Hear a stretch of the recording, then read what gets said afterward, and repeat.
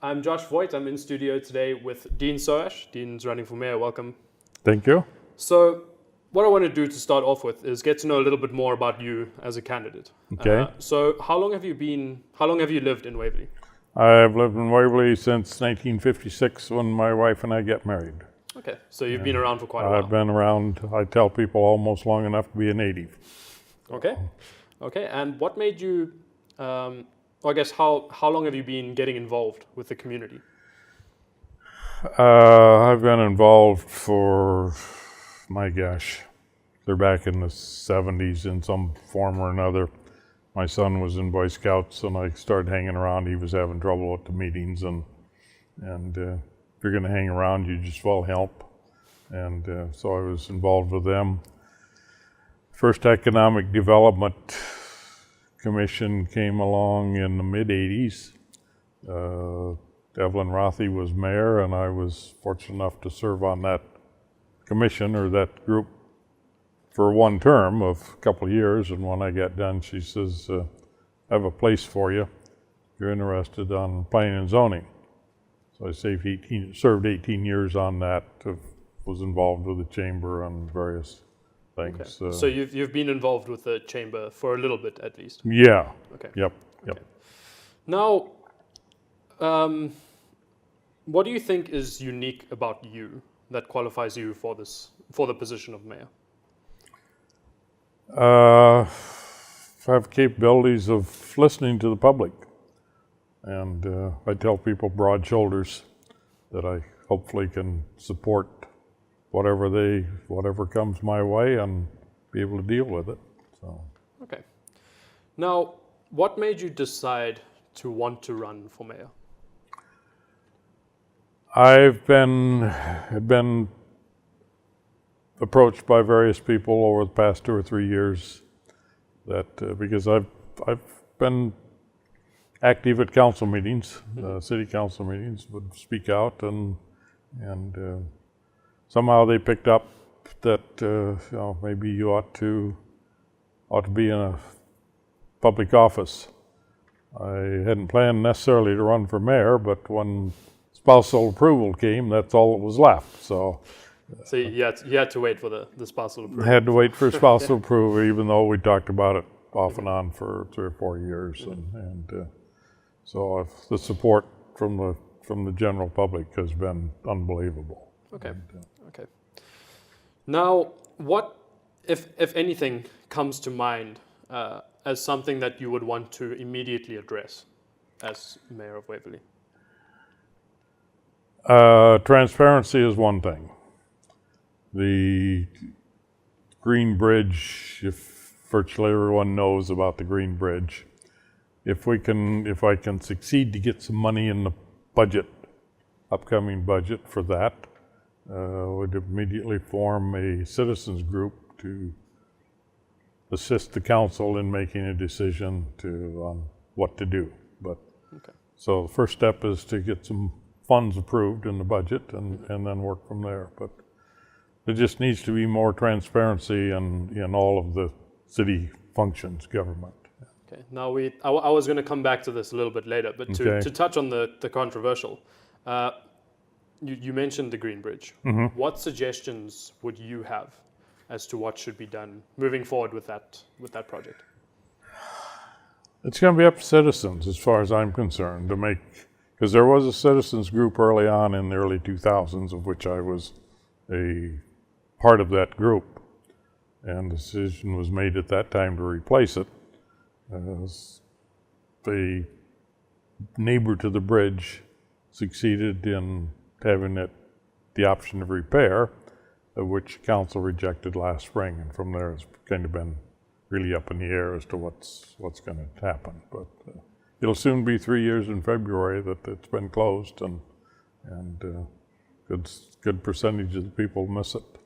Okay. For lots of reasons. So you think a lot of people want that to come back? Oh yeah. Okay. And do you think from what you've seen, do you think the public favors a pedestrian bridge, or do you think they favor more a dual lane? I think there's overwhelming support for a vehicular bridge, and what style, type, whatever we end up with, I think is going to be up to that group. It's just my own opinion that I'm not sure that a city council can make that decision on their own. Okay. Okay. Now, looking forward, do you have any particular long-term goals for the improvement of Waverley? Economic development is high on my list of priorities. I think maybe we're slipping behind on acquiring new business, whether it be a small industry or just a small business venture. And some things need to be done and looked at really hard again. So. Okay. Okay. Now, there's been plans for a new community space farmers market. The splash pad and river access were unveiled last week. I understand that. Have you know about that development? I was at the council meeting when that plan was presented. Okay. Now, the cost for that is estimated at $1.17 million. What do you think about that project? I think it's low on the priority list. Okay. As far as I'm concerned. Now, other ones may think it's high, and obviously the Leisure Services Parks and Rec Division think it ought to be high priority, but other than some repairs to preserve a building, I don't see where the funds are going to come from for that. So there's a more extensive list of priorities than that, in my estimation anyway. And what do you think would be, the higher things on your list? Cedar River Parkway, which is an extension of 10th Avenue, that's high on the list. The Green Bridge, if we're successful in finding some funds. Those are probably the top two things that I would see as priority lists. There's some that are dictated by, I think there's some work at the wastewater treatment plant that's going to have to be done. Not right away, but it's got to be funded, and just as well start to fund that early on instead of waiting until the last minute. So do you think though that this project would be beneficial for the community, or do you think that you could put this off in favor of pursuing those things higher on your list? Which project the one we would the South River community space, the farmers market? I don't have a problem with the farmers market moving to that area. I think they can accommodate that without all of the other expense. I don't know what they have in mind. Hopefully it's not a several $100,000 shelter for them. Mm-hmm. They've been getting by for a lot of years. Not that it wouldn't be nice, but no, I think the Parkway and possibly the Green Bridge are the top priorities, along with economic development. So. Okay. Now, to end off, from your point of view, on a bit of a lighter note, what do you think is the strongest asset that Waverley has? So what do you think is Waverley's strongest quality? Well, obviously the citizens, and association with Wartburg adds a tremendous value to the community, as long as it's been around. As long as I've been associated with it, which is 1962.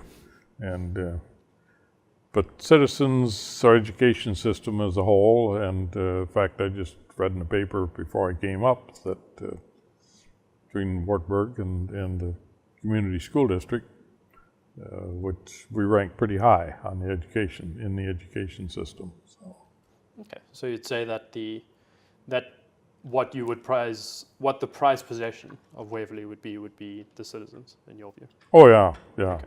Without their involvement, we aren't going to get anything to happen. Okay. And to close off, if you had anything that you would like to say to any citizens who perhaps haven't seen anything from your campaign, what would you say to those people? It's time for change. Vote for change, and polls are open December 5th from 7 a.m. to 8 p.m. Perfect. And would appreciate your support. So, Well, there you go. Polls are open on December 5th. Thank you very much for Cedar Valley today. I'm Josh Boyd.